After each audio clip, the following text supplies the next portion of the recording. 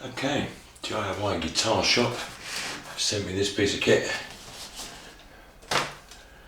Les Paul Alike Build Your Own Guitar Kit from DIY Guitars. Okay, just ripped open the packaging. Just going to have a little look, see what we got. Okay, neck first. There's a number 22. That's seeable. Another bag. Here it comes. And it has a number 22 scrawled on the neck heel. Okay, and here we go. Looks quite nice. It does to me. A few sellotape marks or glue marks, something on the top there. Nothing serious. Okay. Nice flame maple veneer on the headstock there. I don't know how well the camera can pick that up, but it's pretty nice. In fact, I can almost see a luminescence in the wood grain even before it's had any treatment. Okay, lots of kind of machine finishing marks, little bits to tidy up here and there, but in the main everything looks pretty well glued. I'm sighting the neck, sorry about moving off camera.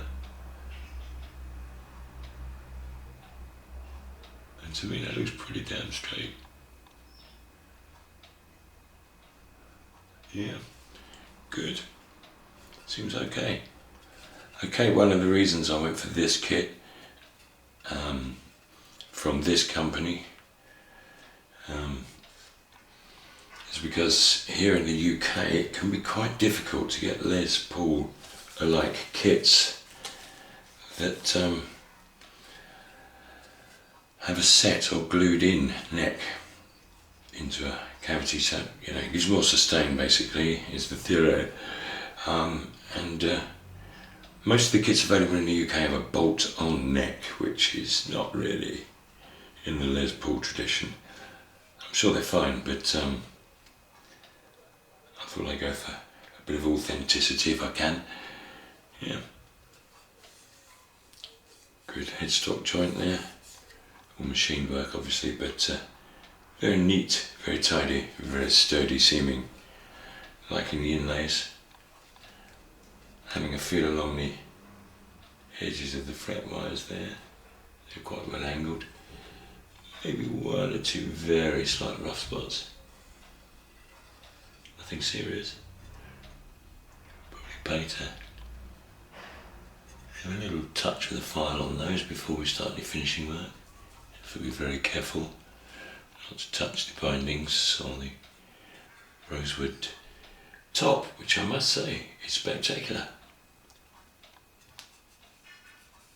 Liking the mother of pearl inlays, all well set, all looking pretty straight. Good job. Okay, I won't bore you with putting that away yet. Okay, body time. Here we go. Flame maple top again. It's got, I don't know how well the camera can pick this up. It's got some flame running across that way, but it's also got a secondary grain that's coming up across the guitar, and in some places it's almost kind of cross-hatched. It will be interesting to see how this takes a stain. I've got some ideas, but the guitar itself will reveal, I dare say, a few secrets as we go along that may inform the choice. Back of the guitar, mahogany body. It's a reasonable weight, but not ridiculously heavy compared to the old styles. It could be very, very heavy. Some of them, some of the 70s ones in particular, could be a hell of a weight. 80s and 90s ones too. Whereas this seems okay. Not quite a bit, no heavier than the telly, that's for sure. Routing seems okay, nothing too obvious, nicely cut. Good mahogany grain on the back there, which Probably just staying out in a wood tone. Nice end grain, nice circular swells in that going on. There's some machining marks around some of this, which is to be expected, particularly with end grain. You can see there's a couple of uneven things, lots of scratches there. Super fine grip. Sandpaper once over, maybe even a bit of finishing with some wire wool should alleviate any problems there. Looking forward to this. That should end up looking pretty nice, hopefully. Good stuff.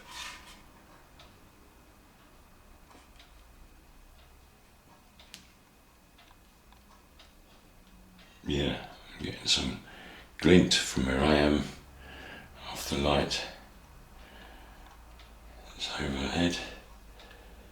I can see some little bits of sand glistening here and there. A couple of little tiny pits on a few places. To be expected. It's just off a machine sander, one would imagine. So some grit gets left behind. As I say, nothing but a decent finishing shouldn't salt. Okay, other accessories it came with, all the bits and bobs you need. Switch plate covers, pickup routing covers, scratch plate, yeah, all pretty traditional. Big arse bag of bits.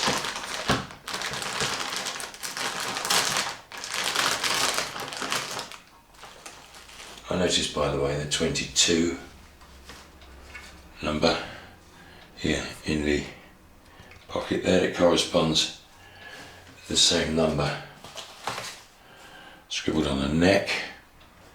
Seems there's a shim already been put in there. I'm not sure I'm happy with that shim. I might offer the neck up, see what I think. I might have that off and see if I can't put a wooden shim in there, you know, maybe, I don't know. I guess hardwood would be better, maple or something.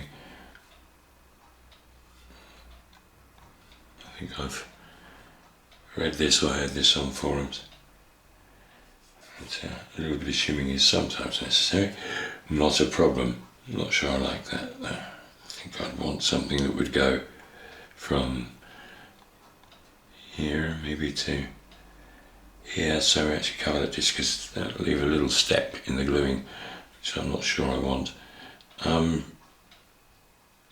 But won't be able to tell adequately until we've jigged around with the neck in the pocket numerous times to see what, if any, adjustments necessary.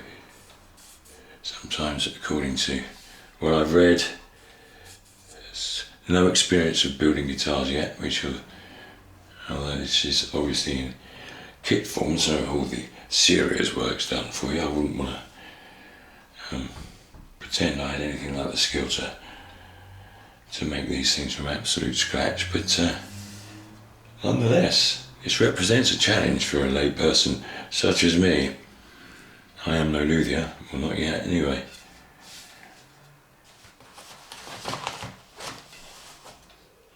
Excellent bag of bits, as I say. Cover plates, tone pots and volume pots, capacitors, a couple of those, some spare wire, well, not spare wire, the routing wires, I dare say. All the fun of affair.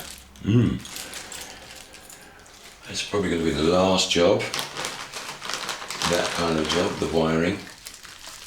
A couple of pickups here, one with a yellow, one with a red wire. I had a quick look through the instructions that came with it before I shot this video. Maybe there's more information on them than I unpacked them, but it gave no indication as to which one is for the neck or the bridge, although it did allude to the fact they are different.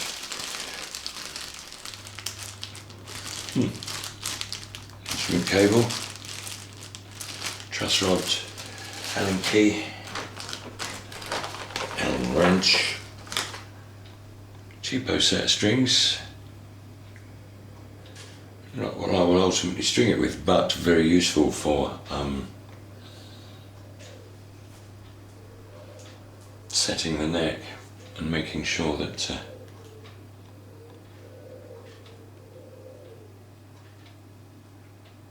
everything sits roughly in place. I dare say they're cheap as old chips though. I don't want to play with them.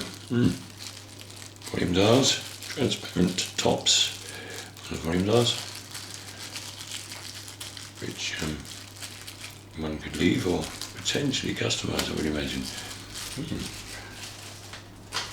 Something pearlised and sparkly in there might be cool. Other bits include obviously all your tuners, sleeves and what have you. Yeah, bag of sleeves, truss rod cover. Say some strap lock buttons in there as well, quite possibly.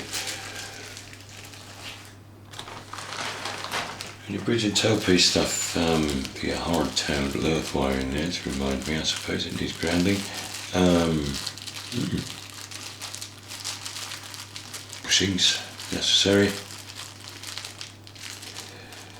That's the Schulnomatic bridge, that's the tailpiece. Strings through there, yeah, other strings through there, out to the side, up across bridge. Okay, now this kit is different to some that you see, in as much as on the body, very much for your customization and authenticity again, set glued in neck. Notice the absence of drilled holes here. A lot of kits that you get will have pre-drilled holes for the bushes that hold the bridge and tailpiece in position somewhere around here and here. So they want to be angled slightly, and one about there, I'm guessing.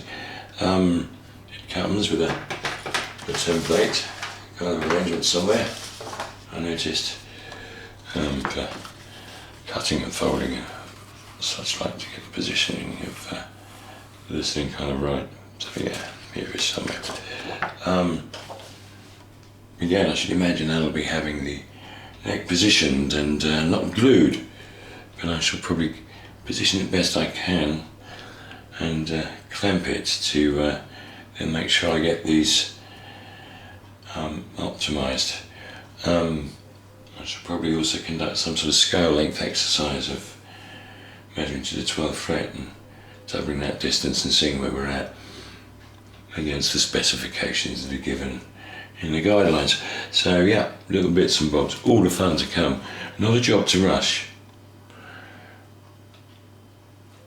No experience of doing this before. I think I'm finally old enough to have the patience to attempt it. Yeah, little bits of finishing in here where it's sort of sandwiched and done, just make it smoothy smooth. Couple of little chips here and there, but nothing. Only little marks on the edges, like a little mark just here, should be neatly covered by the pickup covers that go. So nothing.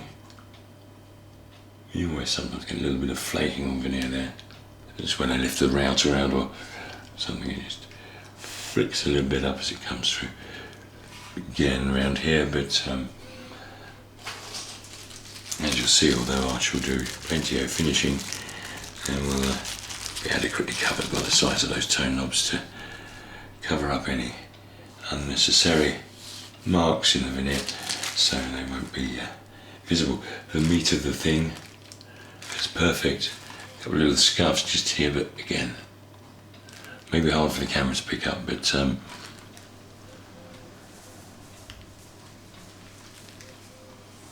fine sandpaper, bit of wire, bit of patience. Take my time. Should come up fine.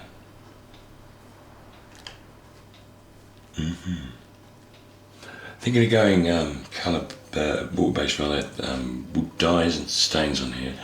Wood dyes, in fact, and they should be arriving higher raw mill sometime soon, hopefully, in the next day or two.